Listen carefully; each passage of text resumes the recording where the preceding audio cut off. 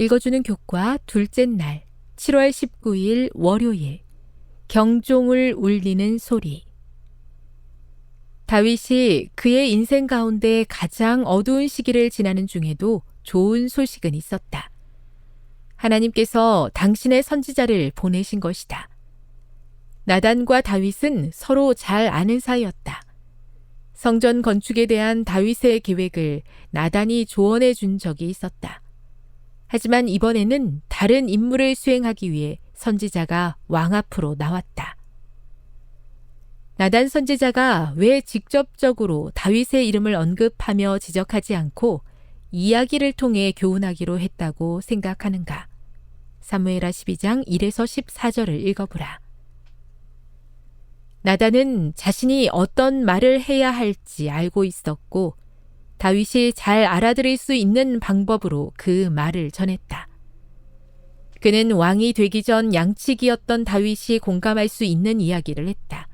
그는 다윗이 가진 높은 수준의 정의감과 진실성에 대하여 잘 알고 있었다. 그러므로 어떻게 보면 나단은 다윗이 결코 빠져나갈 수 없는 방법으로 그의 잘못을 일깨워 주었다고 할 수 있다. 다윗이 자신도 모르게 자신에게 사형 선고를 내리자 나단은 당신이 그 사람이라 라고 말했다. 당신이 그 사람임을 알리는 방법에는 여러 가지가 있다. 큰 소리로 외쳐 말할 수도 있고 상대방을 앞에 두고 직접 지적하면서 말할 수도 있고 상대방을 향한 걱정으로 조심스럽게 말할 수도 있다.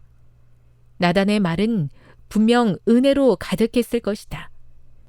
그 순간 다윗은 하나님의 아들과 딸 된 우리가 하나님의 뜻을 알면서도 거스를 때 하나님께서 느끼시는 아픔을 느꼈을 것이다. 마침내 다윗의 마음에 깨달음이 찾아왔다. 말할 수 없는 슬픔으로 다윗의 마음이 찢어졌다.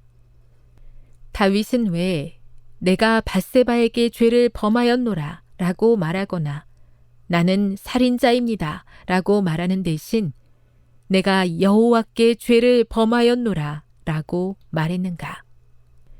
다윗은 우리의 마음에서 참된 쉼을 빼앗아가는 죄가 결국 우리의 창조주 되시고 구원자 되시는 하나님을 모욕하는 행위인 것을 깨달았다. 우리가 죄를 짓게 되면 그 죄는 우리 자신과 다른 사람들에게 영향을 미친다. 그것은 우리의 가족과 교회에도 불명예스러운 일이 된다. 하지만 궁극적으로 그 죄는 하나님을 아프게 할 뿐만 아니라 골고다 언덕 위에 하늘을 향해 세워져 있는 십자가 위에 또 하나의 못을 받게 되는 것이다. 교훈입니다. 하나님께서 보내신 선지자의 견책으로 마침내 다윗의 양심은 일깨워졌고 자신이 저지른 죄가 하나님 앞에 얼마나 큰 죄인지 깨닫게 되었다. 묵상. 다윗의 양심이 하나님의 선지자를 통해 일깨워졌을 때 가장 먼저 깨닫게 된 사실은 무엇이었나요? 적용. 하나님의 은혜로 깨닫게 된 죄가 있습니까? 하나님께 용서받기 위해 그 죄를 솔직하게 고백해 보십시오. 영감의 교훈입니다. 왕 앞에 선 선지자. 선지자 나단은 다윗에게 책망의 기별을 전하라는 명을 받았다. 그것은 매우 혹독한 기별이었다. 이와 같은 책망을 받고도 책망한 자로 하여금 반드시 죽음으로써 그 값을 치르게 하지 않을 군주는 거의 없었다. 나단은 굽히지 않고 하나님의 선고를 전했으나 왕의 동정심을 끌고 그의 양심을 환기시켜 자기의 입술로 자신에게 사형 선고를 내릴 그와 같은 천례의 지혜를 사용하였다. 부조화 선지자 720. 그동안 제가 알게 모르게 지은 수많은 죄가 결국엔 하나님께 범죄한 것임을 깨닫습니다. 사람 앞에서뿐만 아니라 하나님 앞에서도 의로운 자로 살게 해 주시옵소서.